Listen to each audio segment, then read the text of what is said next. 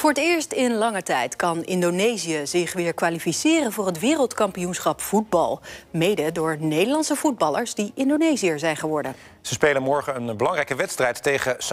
Estamos en el campo de juego del Estadio Gelora Bung Karno. Acá va a jugar la selección contra Indonesia el próximo lunes a las 9:30 de la mañana. Want voor het eerst in bijna 90 jaar kan het nationale team zich kwalificeren voor een WK. En dat voetballers ervoor kiezen om voor Indonesië te spelen. Deze fans hier gaan 90 minuten lang door en ze zijn met 77.000.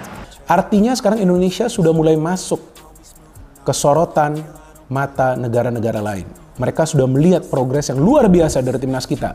Kenapa enggak kita merasa bangga? Kenapa enggak kita merasa senang? Wajar kita merasa senang.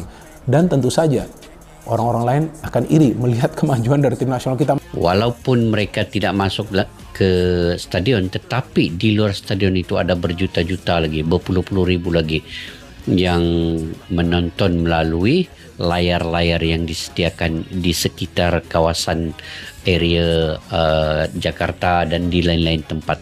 Nah, ini guys akan menjadikan Indonesia satu lagi sorotan yang akan di zooming oleh ke semua media-media antarabangsa.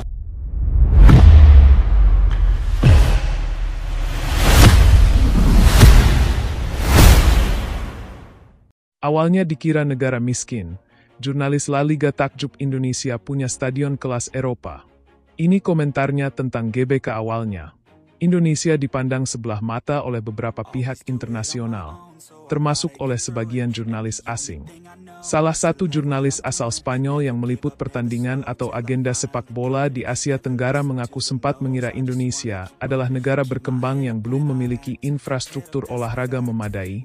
Namun, semua persepsinya berubah total saat ia menginjakkan kaki di Stadion Utama Gelora Bung Karno, GBK, Jakarta.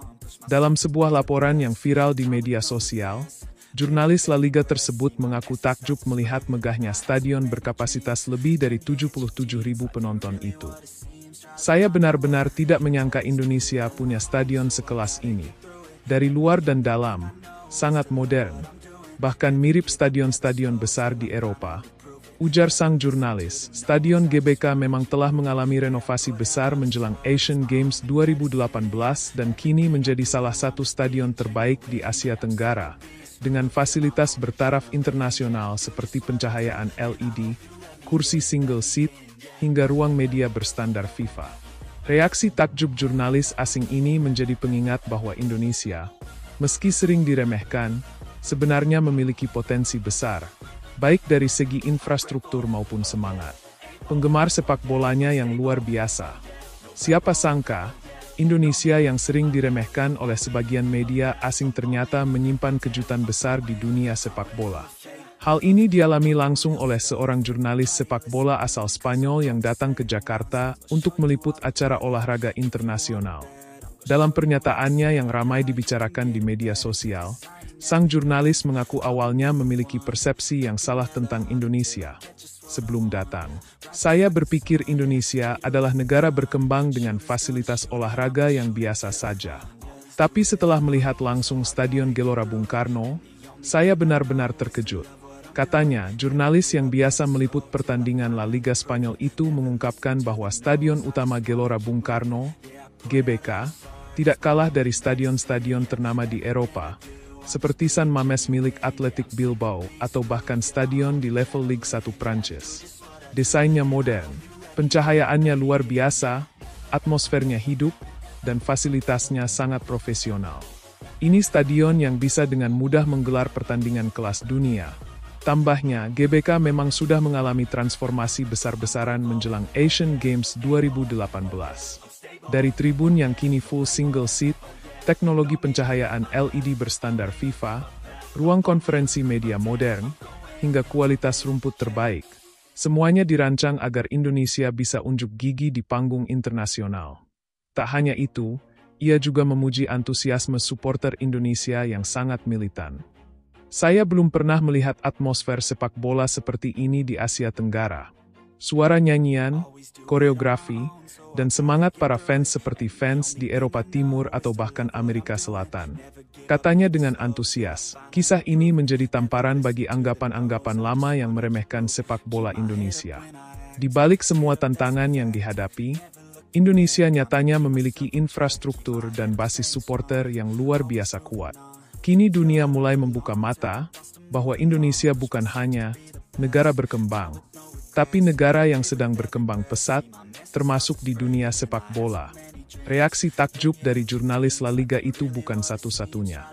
Beberapa pengamat sepak bola internasional lainnya pun mulai melirik potensi Indonesia, terutama setelah negara ini sukses menjadi tuan rumah ajang-ajang internasional seperti Asian Games 2018, Piala Dunia U17 2023, hingga pertandingan FIFA Matchday yang selalu dipenuhi puluhan ribu penonton. Stadion GBK kini bukan sekadar tempat bertanding. Ia telah menjadi simbol kebangkitan sepak bola Indonesia, sekaligus bukti bahwa negara ini layak diperhitungkan di level global. Tak bisa dipungkiri, tantangan sepak bola Indonesia masih banyak, mulai dari kualitas liga yang naik turun, isu manajemen, hingga prestasi tim nasional yang belum konsisten.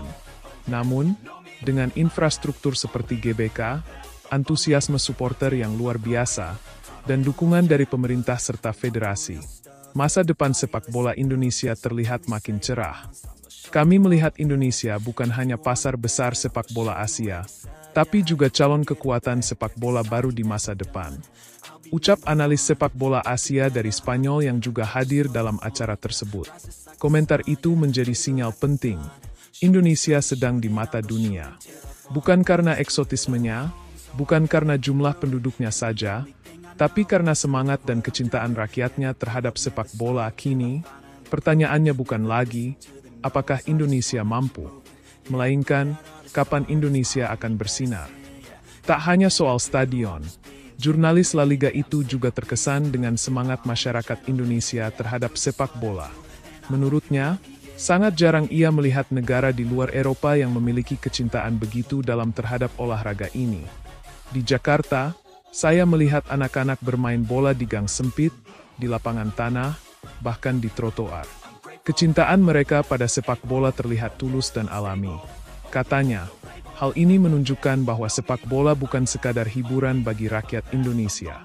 Ia adalah bagian dari kehidupan sehari-hari, dari anak kecil yang menggiring bola plastik di kampung, hingga supporter dewasa yang setia datang ke stadion hujan atau panas.